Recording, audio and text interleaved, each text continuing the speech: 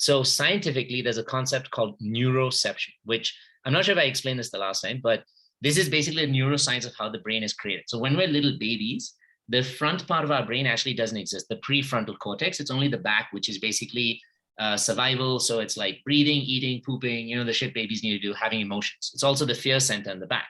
But there's no part of our brain that creates like logical reasoning, understanding, oh, daddy is doing this because he went through something in his childhood, or mommy's away because of whatever else. It has no idea of that, which is why babies are extremely dependent on their environments.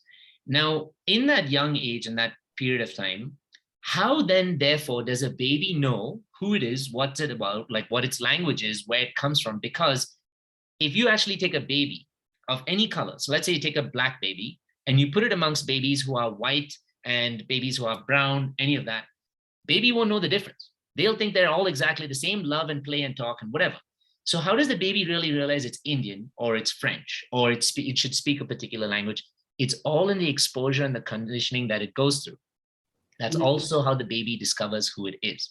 Now, when you take that driver of the car and you put him in this particular space, right? And that is basically your dad. How a baby discovers who they are is by observing how the world around them treats them, or observing what the space is like that they live in. So for a baby, they're born, especially human babies, unlike maybe birds, which the dependency is so short and then they're kicked out of the nest. Human babies are born with like a long dependency, technically maybe 15, 18, how many ever years. And so at this point, the baby constantly absorbs energy, feedback, conversation, everything from its environment to determine who it is and what it's about. Therefore, also how valuable it is, how worthy it is, how deserving of love it is, etc. So when people actually tell me this a lot of the time, and they're like, oh, I didn't have any obvious trauma, like I was never beaten, abused, I had a great childhood and all of that. All of that is very much true and possibly true. There's also the concept of like memory regression, suppression, etc., that the brain does to prevent us from accessing painful memories. But trauma is also very subtle. It's being around someone who's very dysregulated, especially when your nervous system is like a sponge. So what you so powerfully said, it's what my dad did to himself. And yet you bring this up in a moment when we're talking about our inner work, right? We're not actually evaluating your dad at all. So if it didn't affect you, it wouldn't even play a part in this discussion. But subconsciously it plays some part that it brought it up to you.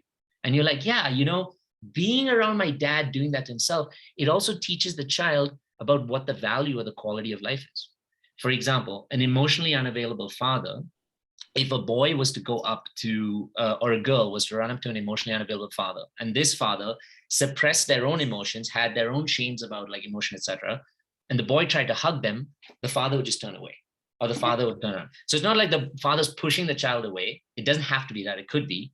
But the father has denied themselves so much of emotion that the child observes this little by little through their rejection and starts to realize, you know what, maybe I'm not worthy of emotion because, my dad would give it to me, no? And here's the thing, because a child does not know logically, as I said, dad can't show up, a mom can't show up because of this. All they know is, am I getting love? Am I getting complete validation, love, support, and everything? And if the answer is like, no, because something's going on, then the child thinks there must be something wrong with me. And that's why daddy's behaving this way. So even if daddy doesn't come to the daughter and say like, hey, you're kind of fucked up, which is why I'm a drunkard, or any of those particular things. If the child just sees daddy not in his best self, therefore daddy not being able to drive the car the best, which means daddy not being able to parent the best, or daddy not being able to show me love the best, I start to think there's something wrong with me. Yeah. And that's how, unless that identity is changed in the space of when the subconscious is created, it gets imprinted into the mind. So for a lot of us, like, it's funny because when I was 15, I remember people asked me like, what was your childhood like? I was like, dude, it's fucking amazing. It was like, I had so many siblings, we all played, we all laughed, because beating was a natural part of my subconscious conditioning. And for a lot of people who come from countries in the East, they see it so often that they're like, oh yeah, that's normalized. Like that makes, it doesn't make any sense.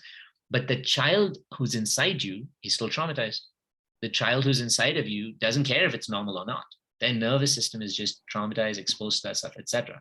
So whilst the conscious mind may justify and say, yeah, I didn't have any traumatic experiences. Nothing was really bad. No one abused me or said anything. the subconscious mind and the child inside may still sit down one day and say, I remember that one time I came home from school so excited. I ran up to dad and I was like, daddy, look at this. And like, play with me or something. And all the child wants is love.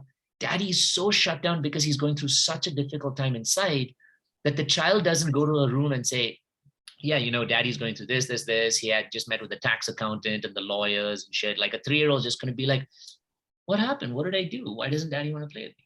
Which is why, unfortunately, also children who are younger, when it comes to the concept of divorce, think that they're the cause. As much as you want to explain it to them, it's very difficult because for them, they just see the effect on them, and how it's probably because of them that this has happened. For most of us, we think about only what was my factual experience towards me, whereas we forget what was the environment I was in. So even if mom and dad, like, yesterday, the guy who was talking about his story talked about how, what was most traumatic was that his mom and dad were going through a divorce, fighting with each other constantly. So the house was this place of complete instability, complete like lack of, safety. And even if the child themselves was not hit or yelled at or shoved at, the child exists in an extremely emotionally unstable environment. And so their nervous systems absorb that, which then leads the child to think this is my normal state of existence, which then leads the child becoming an adult into saying, the only way I can survive is when I attract emotionally unstable environments. And that's like how the subconscious programming exists, Hey, and welcome to the Inner Yats YouTube page. If you like our content, make sure you click the like and the subscribe button so that you get more of these amazing videos that keep coming your way.